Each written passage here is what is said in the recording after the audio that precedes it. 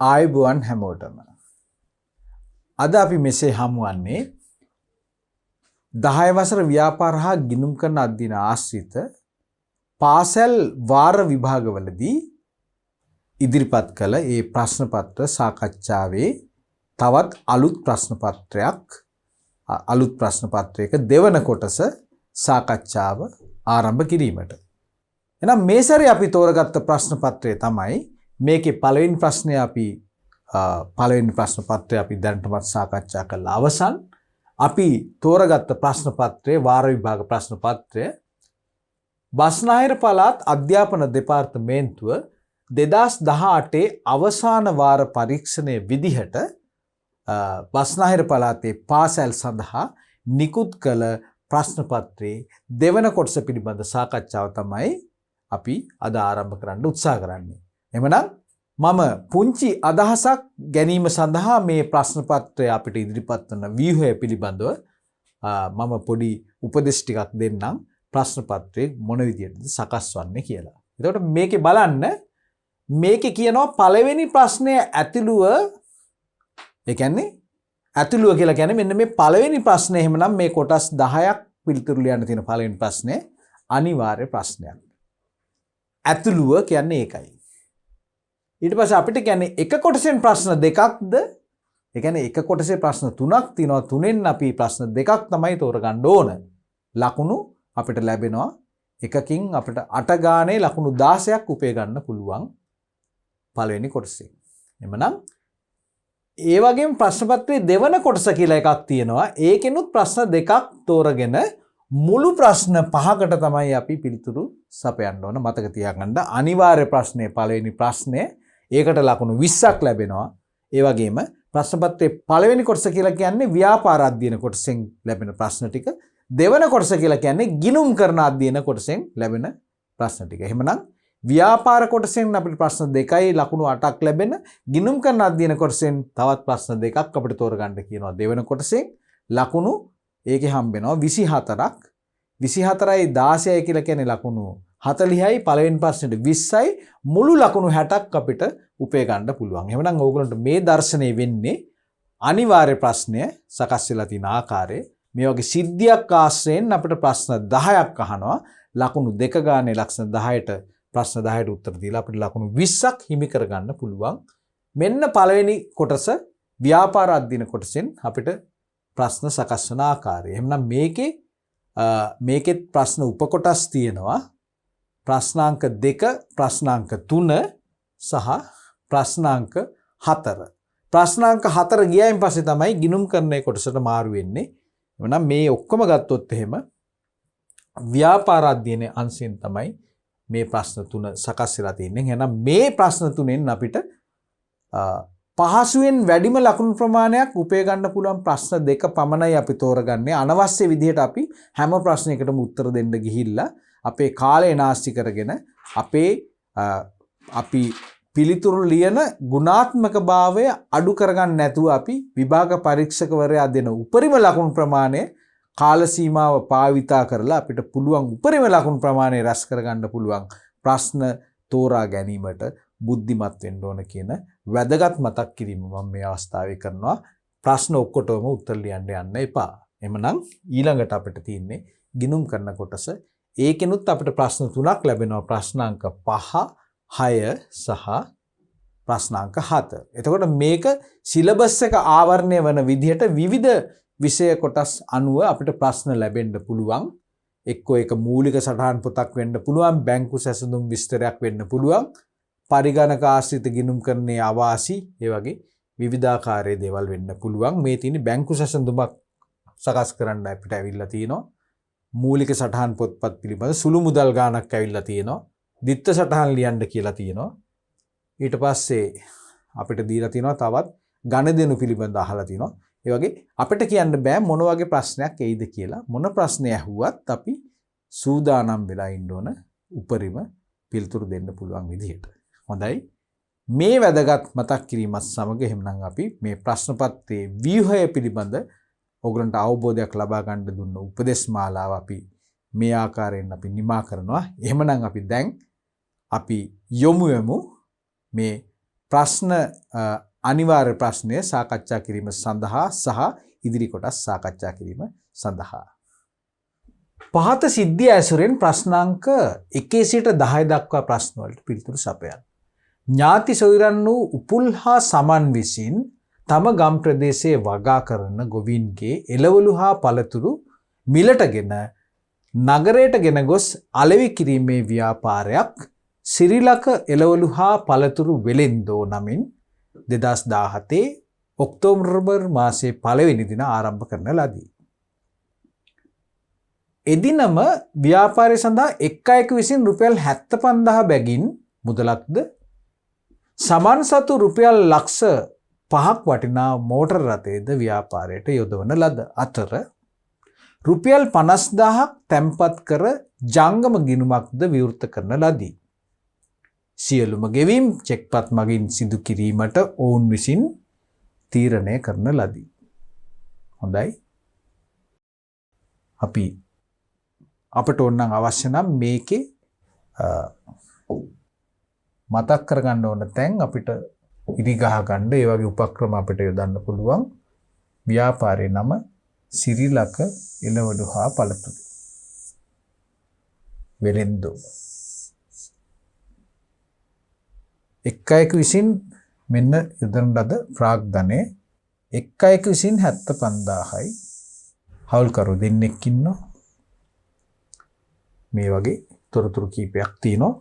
හොඳයි අපි ප්‍රශ්න ඉදිරි කොටසට යමු. 2017 ඔක්තෝබර් මාසය තුල පහත සඳහන් ගණදුළු සිදු වෙලා තියෙනවා. 10 වෙනි මාසේ 3 වෙනිදා මහජන බැංකුවෙන් රුපියල් 50,000ක බැංකු ණයක් ලබා ගැනීම. 10/12 කුමාරපේලි ගොවි මහතාගෙන් රුපියල් 20,000ක එළවලු හා පළතුරු ණයට ගැනීම. 2017 10/15 අත්පිට විකුණුම් සඳහා රුපියල් 20,000ක් මුදලින් ලැබුණු අතර එය එදිනම බැංකුගත කරලා තියෙනවා. එදිනම බැංකුගත කරා. 10/20 බැංකු ණය වාරිකයේ රුපියල් 5,000ක් ගෙවීම. ණය වාරිකය කියලා තමයි තියෙන්නේ. 10/30 වෙනි දින කුමාරපේලිගේ ණය පියවීමට චෙක්පත් නිකුත් කළ අතර රුපියල් 300ක වට්ටමක් අපිට ලැබිලා තිනවා ඒ සඳහා. හරි. දැන් අපි ප්‍රශ්නෙට යමු. සිද්ධියේ සඳහන් ව්‍යාපාරය අයත් වන ව්‍යාපාර සංවිධාන වර්ගය නම් කරන්න. හොඳයි. අපි නැවත වතාවක් යමු ප්‍රශ්නයේ තියෙන සිද්ධියට. ඥාති සොයුරන් වූ උපුල් හා සමන් විසින් තම ගම් ප්‍රදේශයේ වගා කරන ගොවීන්ගේ එළවලු හා පළතුරු මිලටගෙන නගරයට ගෙන ගොස් අලෙවි කිරීමේ ව්‍යාපාරයක් සිරිලක එළවලු හා පළතුරු වෙළෙන්දෝ. ව්‍යාපාර සංවිධානය ගැන අපි කියන එකම තැන මෙතන තමයි සිරිලක එළවලු හා පළතුරු වෙළෙන්දෝ නමින් වෙළෙන්දෝ. මොකද උපුල් හා සමන් මෙතන ඉන්නේ පුතාලා. කවුද ඉන්නේ මෙතන? උපුල් හා සමන්. මෙන්න බලන්න. ව්‍යාපාරයේ අයිතිකරුවන් කී දෙනෙක් ඉන්නවද? දෙන්නයි. එහෙනම් ව්‍යාපාර සංවිධානය කියන්නේ මොකද්ද? සිද්ධිය සඳහන් ව්‍යාපාරය අයත් වන ව්‍යාපාර සංවිධාන වර්ගය කියන්නේ එහෙමනම් හවුල් ව්‍යාපාරයක්.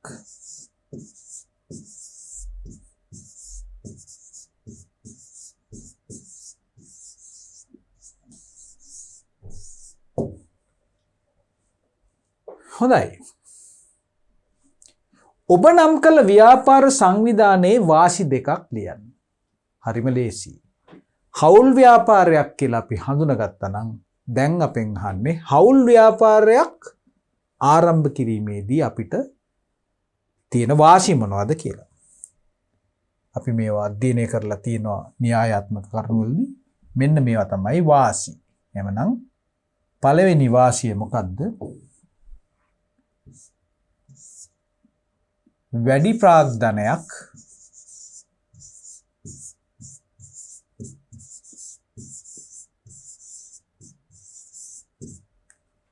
රැස් කළ හැකි වීම ඇයි ඒ? තනියෙන් පුද්ගලයෙක් මුදල් යොදවනවට වඩා ශක්තියක් තියෙනවා දෙන්නෙක් මුදල් යොදවන විට. ඊට පස්සේ විවිධ පුද්ගලයන්ගේ විවිධ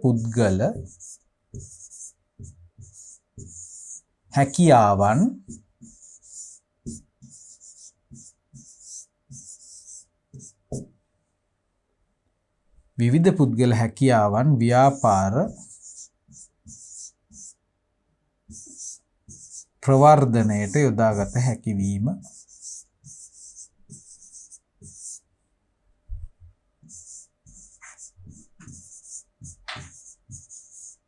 අපි දන්නවනේ එක එක දක්ෂ පුද්ගලයෝ ඉන්නවා.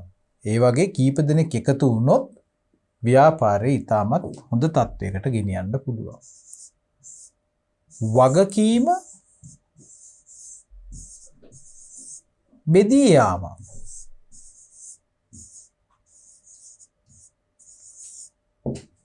සාමූහික තීරණ ගන්න පුළුවන්. එමනම් ඒකත් යහපත් ලක්ෂණයක්.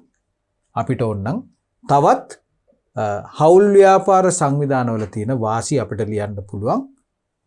අලාභයක් වුණොත් අලාභය අපිට හවුල්කරුවන් සියලු දෙනා අතර බෙදා ගන්න පුළුවන්. ඒ වගේ වාසි රාශියක් තියෙනවා හවුල් ව්‍යාපාර සංවිධානවල. හොඳයි. මේ ව්‍යාපාරයට බලපෑම් ඇති කරන බාහිර පරිසර සාධක දෙකක් අපිට ලියන්න කියනවා. මොකද්ද මේ ව්‍යාපාරය? ගම් ප්‍රදේශයේ වගා කරන ගොවීන්ගේ එළවලු හා පළතුරු මිලටගෙන නගරයට ගෙන ගොස් අලෙවි කිරීමේ ව්‍යාපාරයක් තමයි කරන්නේ. ගොවීන්ගෙන් එළවලු හා පළතුරු මිලදී අරගෙන නගරයට ගෙනහිල්ලා මේවා විකුණනවා. වෙනම නමක් දාලා. හරි. එහෙමනම් මේ වගේ ව්‍යාපාරයකට බලපාන බාහිර පරිසරය කියලා කියන්නේ මොනවද? ගණදෙනුකරුවන්, තරගකරුවන්, එතකොට ආර්ථික පරිසරය, නීතිමය පරිසරය, ස්වාභාවික පරිසරය වගේ දේවල්. එමනම් අපිට අහන්නේ ව්‍යාපාරයට බලපෑමක් ඇති කරන්න පුළුවන්. බලපෑමක් කියලා කියන්නේ අපිට ව්‍යාපාරයට තර්ජනයක් වගේ වෙන්න පුළුවන් දේවල්. එමනම් අපි කීපයක් ලියන්න උත්සාහ කරමු. අනිවාර්යයෙන්ම ව්‍යාපාරයේ තරඟකරුවන්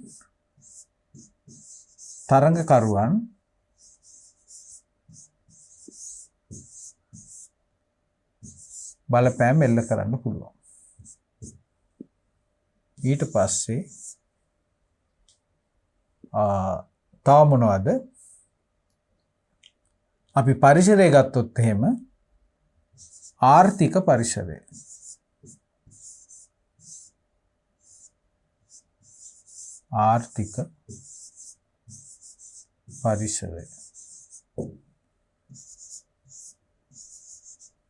ස්වාභාවික පරිසරය.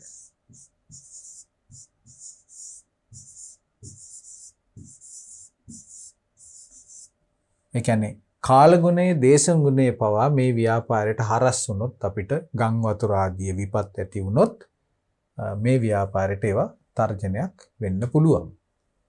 ඒ වගේම නීතිමය පරිසරය. අපි දැක්කා එක්තරා කාලයකදී මේ එළවලු සහ පළතුරු ප්‍රවාහනය කිරීමේදී අනිවාර්යයෙන්ම අර වහලුම් වල දාලා ප්‍රවාහනය කරන්න ඕන කියලා තද නීති ගෙනාවා. පොලිතින් බෑග් පාවිච්චි කරන්න බෑ කියලා කිව්වා. මේ වගේ නීතිමය රාමුව තුල ඇතිවන යම් යම් වෙනස්කම් බලපෑම් මේ ව්‍යාපාරයට අහිතකර විදිහට සමහරලාට බලපාන්න පුළුවන්. හොඳයි. අපි යමු ඊළඟ ප්‍රශ්නයට.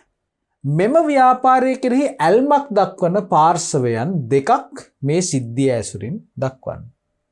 මේ ව්‍යාපාරයේ ඇල්මක් ඇති දක්වන පාර්ශවය කවුද? අපි ගමු ඉස්සෙල්ලාම සමන් හා කවුද මේකේ සිද්ධියට අදාළ වෙන්නේ? උපුල් හා සමන්. එහෙනම් අයිතිකරුවන් අනිවාර්යයෙන්ම ඇල්මක් දක්වනවා ව්‍යාපාරය කෙරෙහි. සැපයුම්කරුවන් කවුද? තම ගම් ප්‍රදේශයේ සිටින ගොවීන්. ඔවුන්ට සේවයක් සිද්ධ වෙනවා මෙම ව්‍යාපාරයෙන්. තව දුරටත් තරඟකරුවන්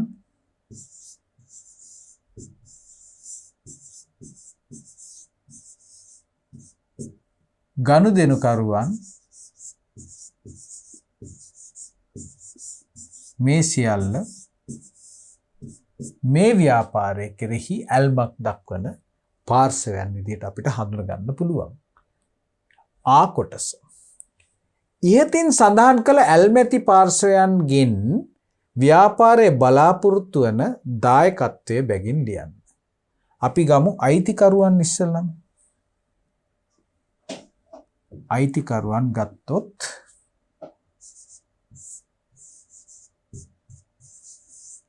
අයිතිකරු මොකද්ද දායකත්වය?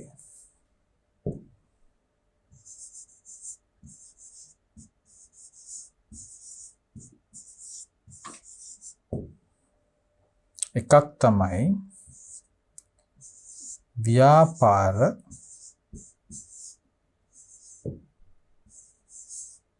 කටයුතු සුපරීක්ෂාව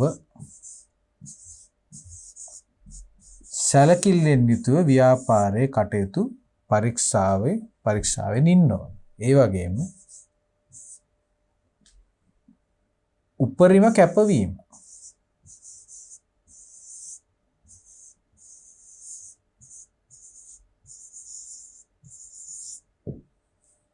දායකත්වයේ බැගින් ලියන්න. අපි තව කෙනෙක් ගමු. දෙන්නෙක් ගැන ලියන්න කිව්වේ සැපයුම් කරුවන්.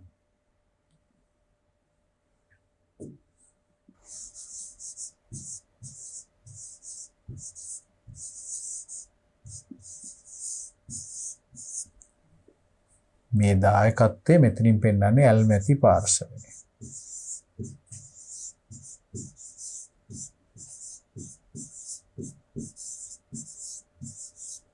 මේ විදිහට අපිට කඩලා තමයි පෙන්වන්න පුළුවන්. සැපයුම් කරුවන්ගෙන් බලාපොරොත්තු වෙන යුතුයකම තමයි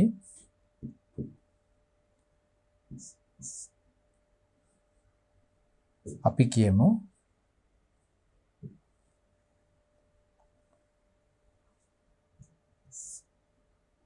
කලට වේලාවට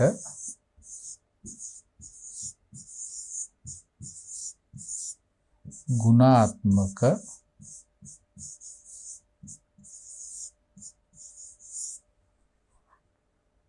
ද්‍රව්‍ය සැපයීම.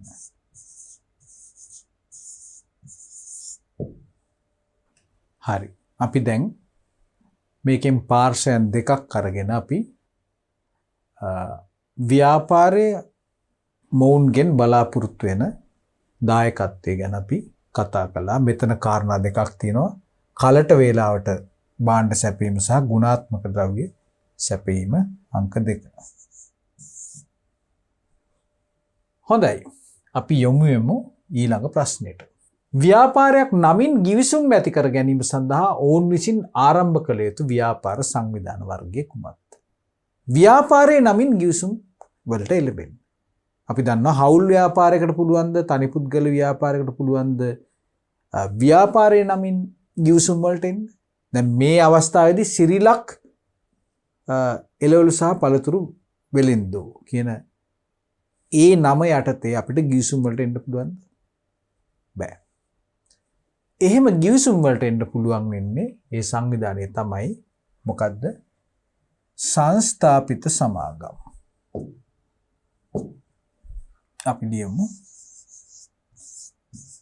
තම සමාගමේ නමින් ගිවිසුම් ගත වෙන්න පුළුවන් වෙන්නේ සංස්ථාපිත සමාගම්.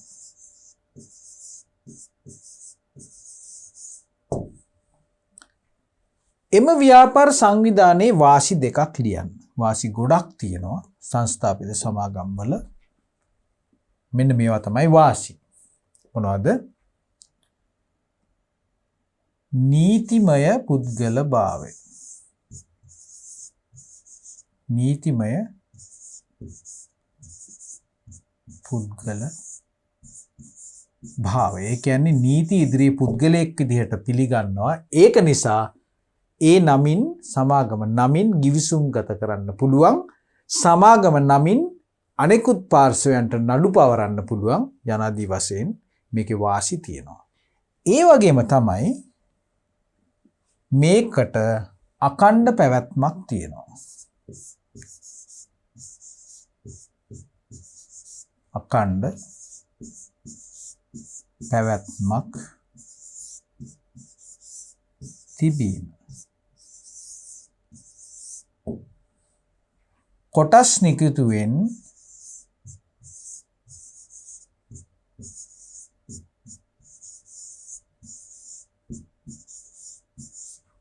ප්‍රාග්ධනය රැස් කළ හැක.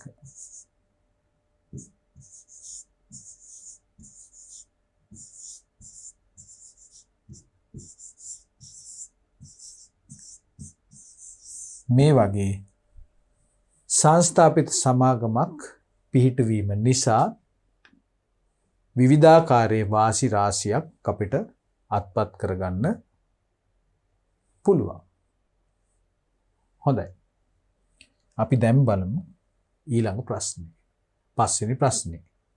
2017 10/1 දිනට මෙම ව්‍යාපාරේ මූලික ගිණුම් කරන සමීකරණය අගයන් සහිතව දක්වන්න.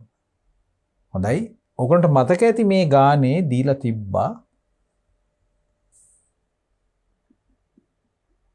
ගණදෙනු කීපයක්. මුලින්ම සිද්ධ වෙච්ච ගණදෙනු කීපයක්. ව්‍යාපාරය ආරම්භ කරනවත් එක්කම මේ තියෙන්නේ කවද්ද මේක පටන් ගන්නෙ 10/1 වෙනි දින ආරම්භ කළාදී. ඒතර මොකද්ද සිද්ධ වෙන්නේ? ප්‍රාග්ධනය 75000 ගානේ දෙන්නෙක් අරන් එනවා. කීයක්ද? 75000 වැඩි කිරීම 2. ප්‍රාග්ධනය කියන්නේ 75000 වැඩි කිරීම 2 1,50,000යි. මේ මොනවාද? ප්‍රාග්ධනය. ඊට අමතරව වෙනත් ආකාරයකිනුත් ප්‍රාග්ධනය ගේනවා. ඒ මොකද්ද? සමන් ලක්ෂ 5ක් වටිනා තමාගේ මෝටර රථයක් ව්‍යාපාරයට ආයෝජනය කරනවා. ඒකෙත් වටිනාකමක් තියෙනවා. මේකත් ගනුදෙනුවක් රුපියල් ලක්ෂ 5යි. එහෙනම් මුදලින් 1,50,000ක් ලැබෙනවා. මෝටර රථයක් හිමි වෙනවා ලක්ෂ 5ක්. ඊට පස්සේ මොකද්ද වෙන්නේ? 50,000ක් තැන්පත් කර ජංගම ගිණුමක්ද විවෘත කරනවලු. සියලුම ගෙවීම් චෙක්පත් මගින් සිදු කිරීමට ඔවුන් විසින් තීරණය කළා කියලාත් කියනවා. තවත් මොනවද සිද්ධ වෙනවද? ඊට පස්සේ තියෙන්නේ ඔක්තෝබර් මාසය තුල. දැන් අපි ප්‍රශ්නේ බලමු ආපහු සැරයක්. මොකද්ද ප්‍රශ්නෙන් කියන්නේ? 10/1 වෙනි දිනට මූලික ගිණුම් කරන සමීකරණය. ව්‍යාපාරේ පටන් ගන්නවත් එක්කම ව්‍යාපාරේ ගිණුම් කරන සමීකරණය. හොඳයි. අපි පිළිතුර ආරම්භ කරමු. ඉස්සලම අපි පටන් ගමු ගිණුම් කරන සමීකරණය. අපි ලියමු ගිණුම් කරන සමීකරණය. මොකද්ද ගිණුම් කරන සමීකරණය කියලා කියන්නේ? ව්‍යාපාරයක වත්කම් සමාන වෙනවලු මොනවටද? හිමිකම්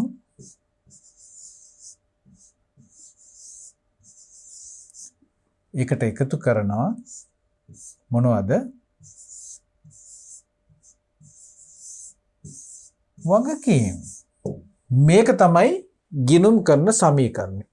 හොඳයි. ගිණුම් කරන සමීකරණය අපි මේ ආකාරයෙන් අපි හඳුනගත්තා.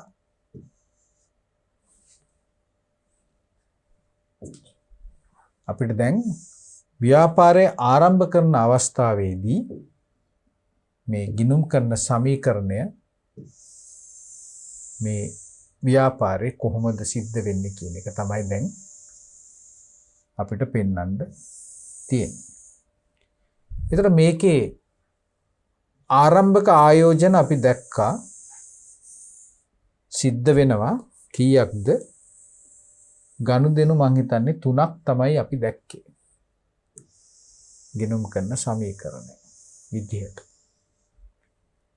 ඒතර මේක අපි පෙන්වන්නේ රුපියල් වලින්. අපි පෙන්නමු රුපියල් වලින්. ඔක්කොම රුපියල්.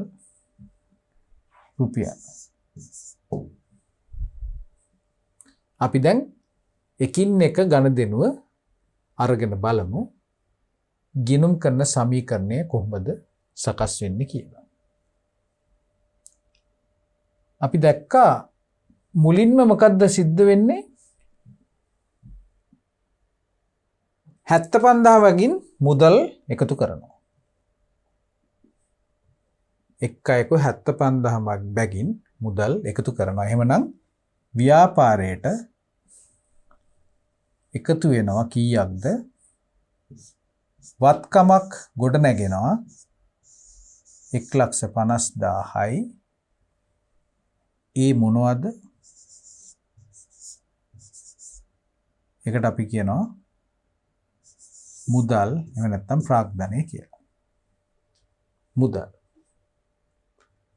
ඒතර මේ වත්කම් කියන මුදල් කියන වත්කම බිහි වෙනවා 1,50,000ක්. ඒතර මේ ව්‍යාපාර ගිණුම් කරන සමීකරණයෙන් කියලා කියන්නේ මේ ව්‍යාපාරයේ වත්කම් වල හිමිකාරත්වයේ තියෙන පාර්ශවය කවුද කියන එක. අයිතිකරුවන්ටද එහෙම නැත්නම් බාහිර වගකීම් හිමියන්ටද. එවන අපි දන්නවා ප්‍රාග්ධනය කියලා කියන්නේ අයිතිකරුවන් විසින් යොදන නිසා මේකේ අයිතිය තියෙන්නේ අයිතිකරුවන්ට. ඒක නිසා ඒක අපි කියමු මේකට ප්‍රාග්ධනය.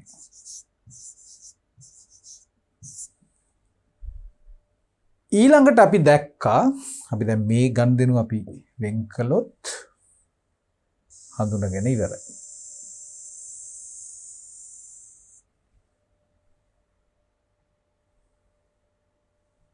අපි දැන් බලමු ඊළඟ ගනුදෙනුව මොකද්ද කියලා.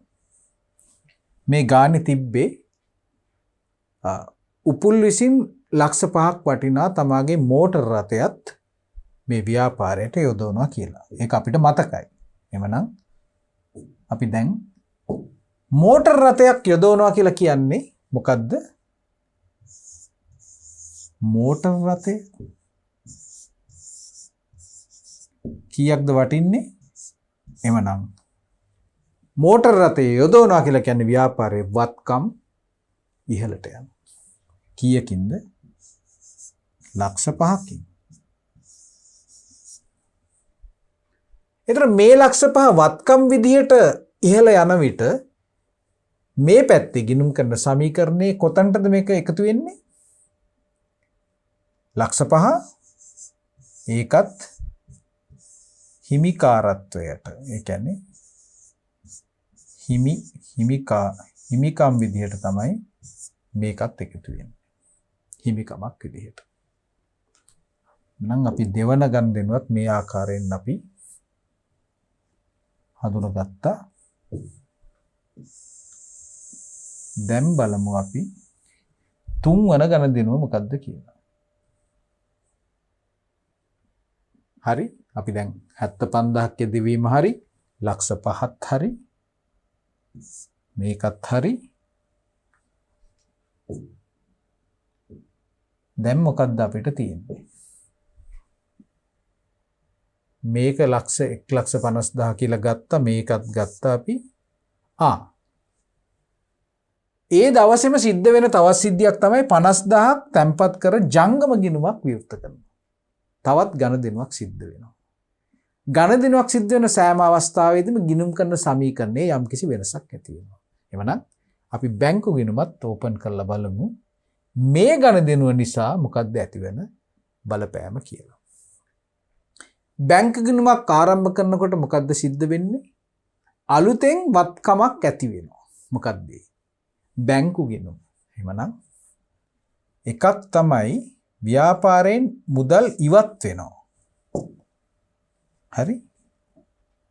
මොකද සිද්ධ වෙන්නේ? බැංකු ගිණුමක් ආරම්භ කරනවා කියලා කියන්නේ දරුවනි රුපියල් 50000ක් ව්‍යාපාරයෙන් මුදල් වලින් අයින් වෙනවා. දැන් මුදල් තියෙනවා 1,50,000ක්. ඒකෙන් මුදල් ඉවත් වෙනවා. ඒකන්ද තමයි මම මේක ඍණ කියලා දැම්මේ. ඒතර මේකෙන් ඉවත් වෙන විට මේ පැත්තෙනුත් මොන හරි ඉවත් වෙනවද? ව්‍යාපාරයේ මුදල් කියලා කියන්නේ වත්කමක්. මේ පැත්තේ තමයි තියෙන්නේ. මේ වත්කමෙන් 50,000ක් අරගෙන අලුතෙන් බැංකු ගිණුමක් ආරම්භ කරනවා කියලා කියන්නේ ඒක වැටෙනවද මේ පැත්තට? ඒක හිමිකමක් වෙනවද? වගකීමක් වෙනවද? වෙනත් විදිහකින් කිව්වොත් එහෙම මේ 50,000ක් බැංකු ගිණුමක් ආරම්භ කිරීම නිසා හිමිකමේ වෙනසක් සිද්ධ වෙනවද? නෑ. මොකද ඒගොල්ලෝ දාපු මේ 1,50,000 වෙනත් ආකාරයකට පරිවර්තනය කරනවා. වගකීමක් ඇති වෙනවද? ඒත් නෑ. මේ මුදල් විදිහට තිබ්බ දේවල් බැංකුවේ දානවා කියන්නේ වගකීමක් ඇති වෙනවා නෙමෙයිනි. බැංකුව ව්‍යාපාරයට නම් වගකීමක් ඇති වෙනවා. අපි මුදල් තැන්පත් කරොත්. ඒක නිසා එහෙම දෙයක් සිද්ධ වෙන්නේ නෑ. එහෙමනම් වෙනස සිද්ධ වෙන්නේ මේ වත්කම් අතරෙම තමයි. මොකද්ද සිද්ධ වෙන වෙනස? අලුතෙන් වත්කමක් බිහි වෙනවා. ඒක මොකද්ද කියන්නේ? ඒකේ වටිනාකමත් රුපියල් 50,000යි. එම වටිනාකමම ඒකට අපි කියන්නේ බැංකු කියලා. එමනම් බැංකු ගිණුමේ ශේෂය වත්කමකි. වෙනත් ආකාරයකින් කිව්වොත් එහෙම. හරි නේද? එහෙමනම් ගිණුම් කරන සමීකරණයට අදාළ ගණදෙනු ටික මේ ටික තමයි. අපි දැන් බලමු මේ ටික එකතු කරලා මොකද්ද සිද්ධ වෙන්නේ කියලා. මේ පැත්තෙන් මේ 50,000ට මේ 50,000 කියලා බිඳුවක් වෙනවා. ගිණුම් කරන සමීකරණයේ එකතුව මේ පැත්තේ 6,50,000යි. මේ ගණදෙනු ටික සියල්ල එකතු කරොත් 6,50,000ක් එනවා. ඒ 6,50,000ට මේ පැත්තෙනුත් 6,50,000ක් එනවා. එහෙමනම් 2017 ඔක්තෝබර් මාසේ 1 වෙනිදා ගිණුම් කරන සමීකරණයේ මේ ගණදෙනු ටික පිළිටවුවොත් අපිට ලැබෙන පිළිතුර තමයි ව්‍යාපාරයේ වත්කම් තියෙනවා 6,50,000ක්. ඒක හිමිකම් විදිහට අයිතිකරුගේ අයිතිය විදිහට ව්‍යාපාරයේ 6,50,000ක් පිළිබිඹු වෙනවා. ගිණුම් කරන සමීකරණය මේ ආකාරයෙන් දෙපැත්ත තුලණය වීම අත්‍යවශ්‍ය කාරණය. දැන් අහන්නේ මොකද්ද? 6 වෙනි ප්‍රශ්නය. 2017 ඔක්තෝබර් මාසේ 3 වන දින සිදු වූ ගණදෙනුව නිසා ගිණුම් කරන සමීකරණයට සිදු වූ ද්විත්ව බලපෑම ලියා දක්වන්නලු. අපි බලමු ඉස්සෙල්ලම 10යි 3 වෙනි දින සිදු වෙච්ච මේ කියන මේ ගණදෙනුව මොකක්ද කියලා. 10යි 3 සිද්ධ වෙන ගණදෙනුව තමයි දරුවනි මහජන බැංකුවෙන් 50,000ක ණයක් ලබා ගැනීම. අපි ඒක ලියාගමු. 10යි 3 වෙනිදා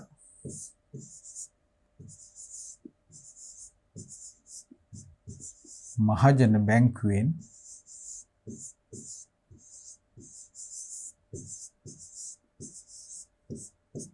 රුපියල් 50,000ක මොකද්ද ගන්නෙ? ණයක් ගැනීම. ගිණුම් කරන සමීකරණයට සිදුවෙන බලපෑම මොකක්ද? ගිණුම් කරන සමීකරණය කියලා කියන්නේ මොනවද? වත්කම් සමානයි හිමිකම් එකතු කිරීම වගකීම.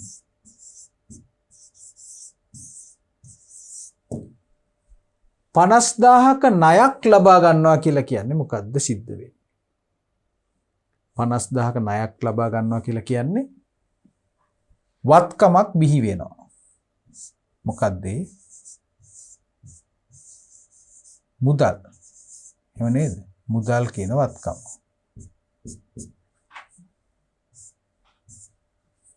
ඒත් එක්කම වගකීමකුත් නිර්මාණය වෙනවා 50000.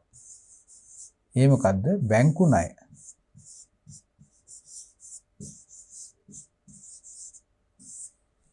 එහෙමනම් ගිණුම් කරන සමීකරණයට ඇති වෙන බලපෑම මොකද්ද?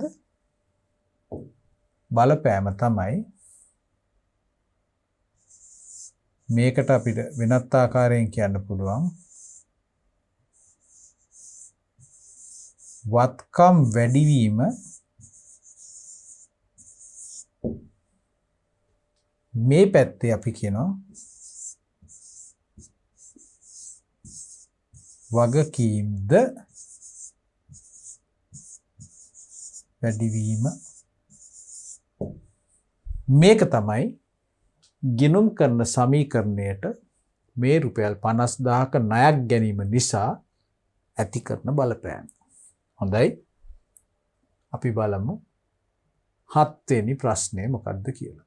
2017 ඔක්තෝබර් මාසේ 12 වන දින සිදුවන ගණදෙනුව සටහන් කිරීමට අදාළ වන මූලාශ්‍ර ලේඛනය හා මූලික සටහන් පොත නම් කරන්න. එකක් තමයි අහන්නේ මූලාශ්‍ර ලේඛනය.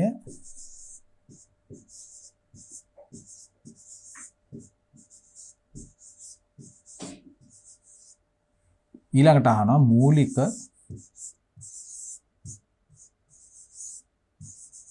සටහන් පොත. මොකද්ද සිද්ධ වෙන ගණදෙනුව කියලා අපි බලමු. 10යි 12 වෙනිදා සිද්ධ වෙන ගණදෙනුව මොකද්ද?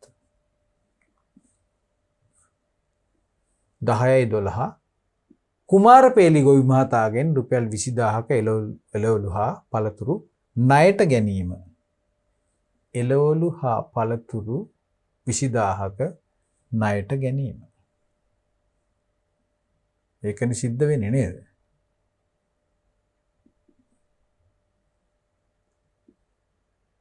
මොකක්ද දැන් අහන්නේ? 50000ක එළවලු ණයට ගැනීම. හා ඒක ඕනනම් අපිට ලියා ගන්න පුළුවන් මේ විදිහට රුපියල් 50000ක භාණ්ඩ ණයට ගැනීම. මේක තමයි සිද්ධ වෙන ගණදෙනුව. එහෙමනම් භාණ්ඩ ණයට ගන්නකොට බිහිවන මූලාශ්‍ර ලියවිල්ල මොකක්ද? ගැනුම් ඉන්වොයිසිය.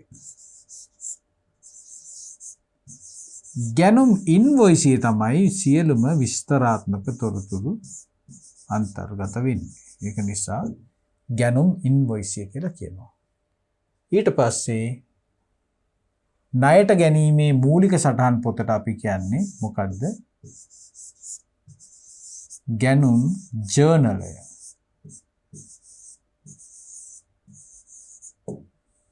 හරි නේද? එහෙමනම් මූලාශ්‍ර ලේඛනයත් අපි හඳුනගත්ත ගැනුම් ඉන්වොයිසිය කියලා. මූලික සටහන් පොත මේකේ තියෙන තොරතුරු ටික අපි පිටපත් කරන්නේ ගැනුම් ජර්නලයට. ගැනුම් ජර්නලේ ඉන්නේ කවුද?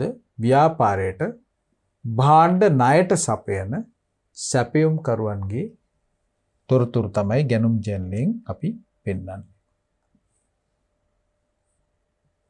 ඊළඟට 2017 10යි 20 ගණදෙනුවට අදාළ ද්විත්ව සටහන.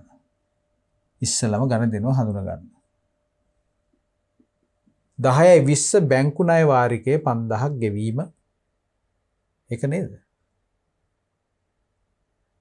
10යි 20 බැංකු ණය වාරිකයේ 5000ක් ගෙවීම.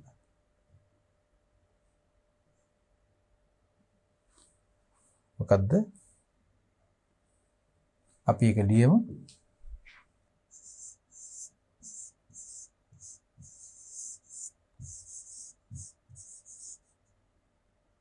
වාරිකය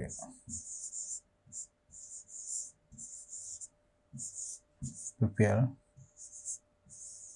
5000ක් ගෙවීම. ඒ කියන්නේ මුදලින් ගෙවනවා. එහෙම නේද? මෙතන කියන්නේ බැංකු ණය වාරිකය කියලා කියන්නේ. ඒක නිසා අපි මේකේ බැංකු ණය පොලිය කියලා නෑ. ඒක නිසා අපි මේ බැංකු ණයට ගත්ත මුදල ආපසු ගෙවීමක් තමයි අපිට මෙතනින් වඩාත් නිවැරදිව අපිට හඳුනා ගන්න පුළුවන්. ඒක නිසා ණයක් ගෙවනකොට මොකද්ද සිද්ධ වෙන්නේ? ණයක් ගෙවනකොට ණය කියන වගකීම් ගිණුම ණය ගිණුම දිත්ත සටහනනේ අපි දැන් මේ ලියන්න යන්නේ. ණය ගිණුම මොකද්ද සිද්ධ වෙන්නේ? අපිට හර කරන්න සිද්ධ වෙනවා රුපියල් 5000යි. ඒ කියන්නේ ණය ගිණුම මෙහෙම තිබ්බොත් ඒක ණය කියන එක මේ පැත්තෙන් තියෙන ශේෂයක් නේද? ඒක අඩු කරන්න ඕන නම් මේ පැත්ත හර කරන්න සිද්ධ වෙනවා 5000. මුදල් කියලා. ඒකන්ද තමයි අපි ණය ගිණුම හර කරන්නේ.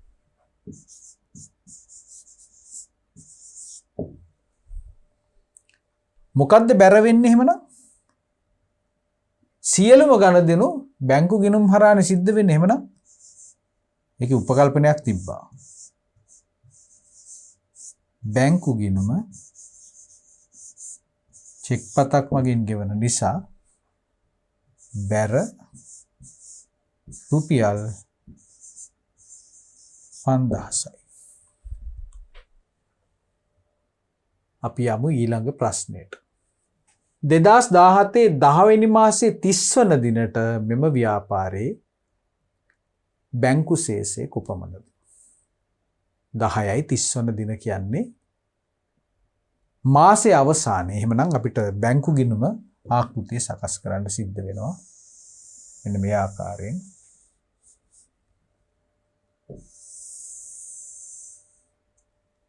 බැංකු ශේෂයනේ අහන්නේ. ඒක නිසා අපි මේකට කියමු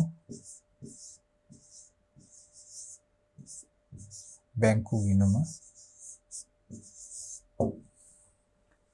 අපිට දැන් සිද්ධ වෙනවා ආරම්භක ගණන්. ඉස්සෙල්ලම අපිට මෙම ව්‍යාපාරේ බැංකු ශේෂය. ඉස්සෙල්ලම බැංකු ගිණුම ආරම්භ කරන්නේ කීයකින්ද? මුදල් කියලා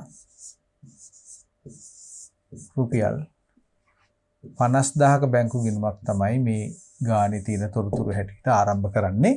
අයිතිකරුවන් විසින් යොදවන ලද 1,50,000ක මුදල් භාවිතා කරලා රුපියල් 50000ක බැංකු ගිණුමක් මුලින්ම භාවිතා කරනවා. ආරම්භ කරනවා. එමනම් ශේෂයක් බිහි වෙනවා රුපියල් 50000ක. අපිට දැන් සිද්ධ වෙනවා අනිකුත් ගණදෙනු ටික මෙතනින් උපුටා දක්වන්න. උපුටා ගන්න. හරි. මේ තියෙන්නේ ජංගම ගිණුමක් ආරම්භ කළා කියන තැන පමණයි. එතනින් පස්සේ සියලුම ගෙවීම් චෙක්පත් මගින් තමයි සිදු කරන්න කියලා තමයි කියන්නේ. ඒක නිසා ගෙවීම් ටික ඉස්සලම් මොකද්ද සිද්ධ වෙන්නේ? ඔක්තෝබර් මාසය තුල පහත සඳහන් ගණන් සිදු වුණා. මහජන බැංකුවෙන් 50000ක බැංකු ණයක් ලබා ගැනීම. 10යි 3 මොකද්ද සිද්ධ වෙන්නේ? බැංකු ණයක් ලැබෙනවා කියලා කියන්නේ මොකද්ද? 10යි 3 50000ක් ඇති වෙනවා.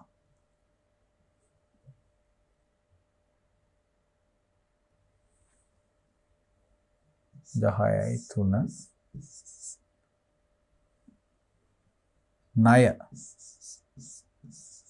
ණය කියලා රුපියල් 50000ක් එකතු වෙනවා.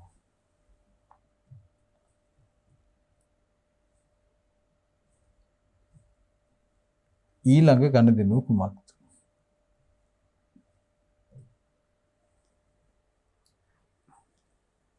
මේක හරි. 10/12 කුමාරපේලි ගොවි මහතාගෙන් රුපියල් 20000ක එළවලු හා පළතුරු ණයට ගැනීම. ණයට ගත්තා කියලා කියන්නේ බැංකු ගිණුමට බලපෑමක් නැහැ. ණය ගෙවන වෙලාවේදී තමයි අපිට බලපෑමක් තියෙන්නේ. 10/15 අත්පිට විකුණුම් සඳහා රුපියල් 20000ක් මුදලින් ලැබුණු අතර ඒ එදිනම බැංකුගත කරාලු. 10/15 විකුණුම් එහෙමනම් එහෙම නේද? 10යි 15 අපිට ගන්න පුළුවන් විකුණුම් කියලා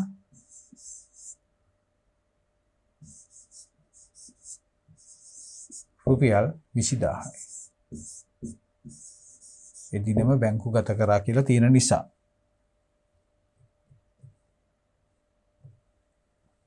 අපි බලමු ඊළඟ අපිට අදාළ වෙන ගණදෙනුව කුමක්ද කියලා. 10යි 20 බැංකු වාරිකය ගෙවන 5000ක්.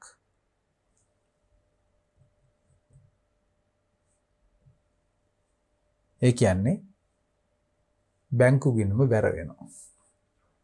10යි 15 බැංකු ණය ගිණුම රුපියල් 5000යි. අපට ලැබෙන අවසාන ගණදෙනුව කුමක්ද?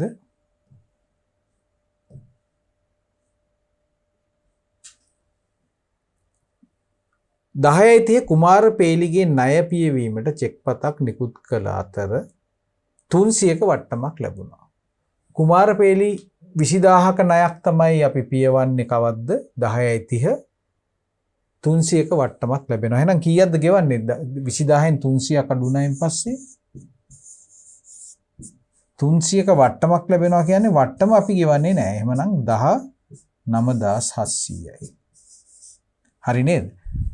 කවද්ද? 10යි 30 19700යි කුමාර පේලිට ගෙවන්නේ.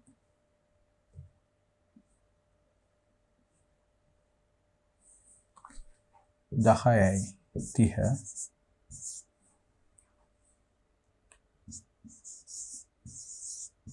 කුමාර පේලි 19700ක් තමයි ගෙවන්නේ. එමනම් බැංකු ගිණුම ආශ්‍රිත ගණදෙනුව අපට ලැබෙන්නේ මෙපමණයි. අපි දැන් බැංකු ගිණුම අපි මේ ආකාරයෙන් අපි සකස් කරගත්තා. දැන් අපි මේ ගිණුම තුලනය කරලා ශේෂය බලමු. මේ පැත්තෙන් එනවා 1,20,000ක්. මේ පැත්තෙන් එනවා 1,20,000 දාලා අපි බලමු 24,700ක් මේ පැත්තෙන් එකතු වෙනවා 24,700යි. අපි බලමු 1,20,000න් අඩු කරලා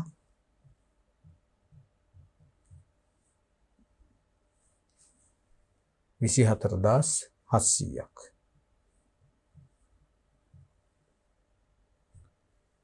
අනු 5,300ක ශේෂයක් අපිට ලැබෙනවා. 95,300යි. 10යි 31 ශේෂය පහළට ගෙන ගියා. අපෙන් අහන්නේ මෙන්න මේ ශේෂය තමයි. 95,300ක් 11යි 1 ශේෂය ඉදිරියට ගෙන ආවා. දැන් මේ ගාන අපි හදනකොට ඇතැම් අවස්ථාවල් වල අපිට සමහර දේවල් නිරවුල් කරගන්න සිද්ධ වෙනවා. දැන් මේ උදාහරණයක් විදිහට මේ ගානේ මෙන්න මේ බැංකු ණය රුපියල් 50,000 අපි ඇයි මෙතනට එකතු කරේ? සාමාන්‍යයෙන් බැංකුවකින් ණයක් දෙනකොට ඒ ණය මුදා හරින්නේ ගණදෙනුකරු ඒ බැංකුවේ පවත්වන බැංකු account එකට. ඒක මුදලින් දෙන්නේ නැහැ. ඒක නිසා තමයි අපි වඩාත් නිවැරදි විදිහට අපි මේක ගත්තේ මේ 50,000 මේ පැත්තට. ඒ වගේම මේකේ දීලා තිනවා අනිකුත් සියලු ගණදෙනු බැංකු ගිණුම මාර්ගයෙන් කරනවා කියලා ඉඟියක් දීලා තියෙනවා. ඒක නිසා තමයි මේ අපි මේ වියදම් ටික ඔක්කොම මේ ආකාරයෙන් අපි බැංකු ගිණුම හරහා කරේ. හොඳයි. අපි දැන් යමු 10 වන කොටසට. 2017 10යි 30 වන දිනට වගකීම් හා හිමිකම් අගයන් සහිතව දක්වන්න. එනම් අවසාන කොටස අපෙන් ඇහුවේ වගකීම් සහ හිමිකම් අගයන් සහිතව දක්වන්න කියලා මේ ව්‍යාපාරයේ ආරම්භක ගනුදෙනු සහ මාසය තුල සිදුවෙච්ච ගනුදෙනු ආශ්‍රයෙන්. ඉතින් අපි පොඩ්ඩක් බලමු මොනවද මේ ගනුදෙනු ටික කියලා. අපි දන්නවා මේ තියෙන්නේ ආරම්භක ප්‍රාග්ධනය. අපි ගිණුම් කරන සමීකරණයත් අපි පිටුවා ගත්තා මෙන්න මෙතන. කොතනද? එක කොටසකදී අපි මෙන්න මෙතන. මේ තියෙන ව්‍යාපාරයේ වත්කම් හිමිකම් විදිහට අපි ගත්තා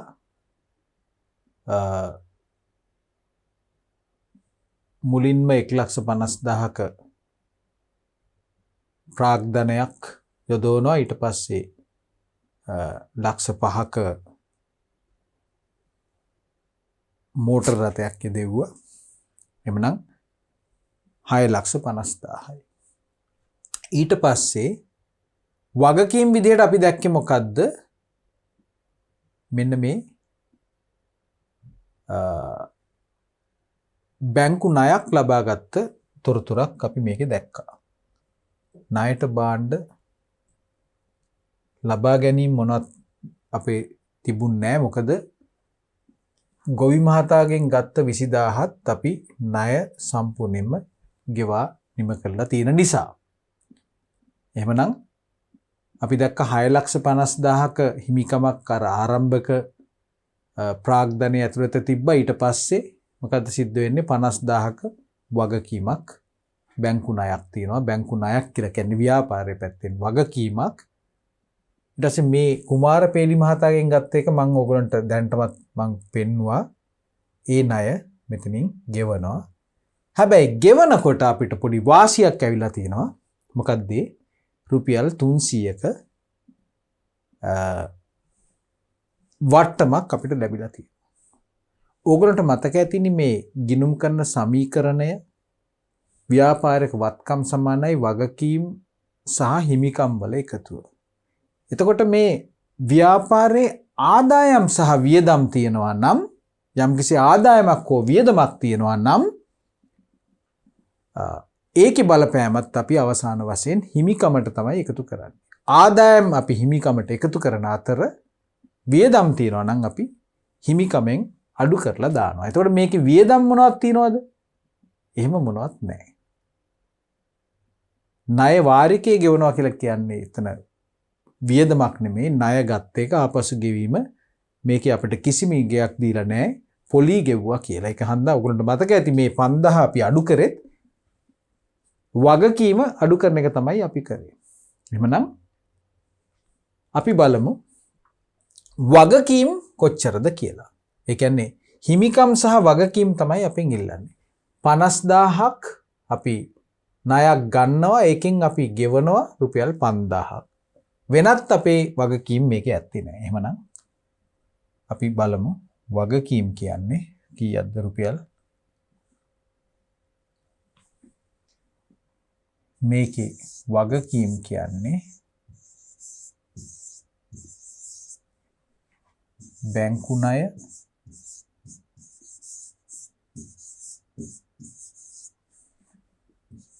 $50,000යි. එකෙන් අඩු කළා ගෙව් වාරිකය රුපියල් 5,000යි. එහෙමනම් 10.31 වගකීම් කීයද? රුපියල් 45,000. දැන් අපි බලමු හිමිකම්.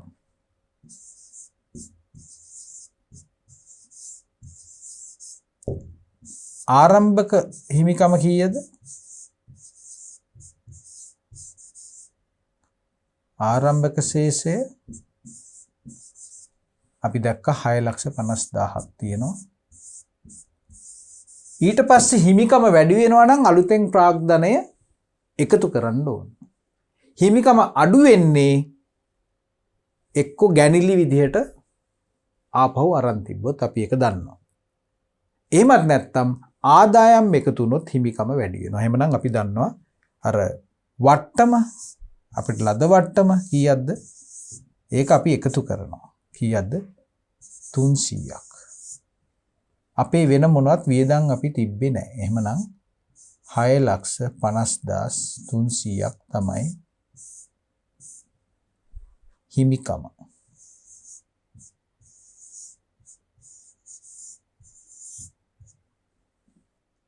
හොඳයි දුවලා පුතාලා. අපි දැන් මේ පිළිතුරු දීම අවසන් කළේ 2018 අධ්‍යාපන දෙපාර්තමේන්තුව විසින් අවසාන වාර පරීක්ෂණයේ විදිහට ඉදිරිපත් කළ දෙවන ප්‍රශ්න පත්‍රයේ ලකුණු 20ක් අපිට හිමි කරගන්න පුළුවන් පළවෙනි ප්‍රශ්නය. එhmenan අපි ඊළඟ පරිච්ඡේදයෙන් අපි ආරම්භ කරමු. ගිණුම් කරන අධ්‍යයනය කොටසින් අපිට ලැබෙන ප්‍රශ්න තුනට පිළිතුරු සපයන ඒ සාකච්ඡාව කිරීමට. එhmenan අපි නැවත හමු වෙමු. සියලු දෙනාම එකතු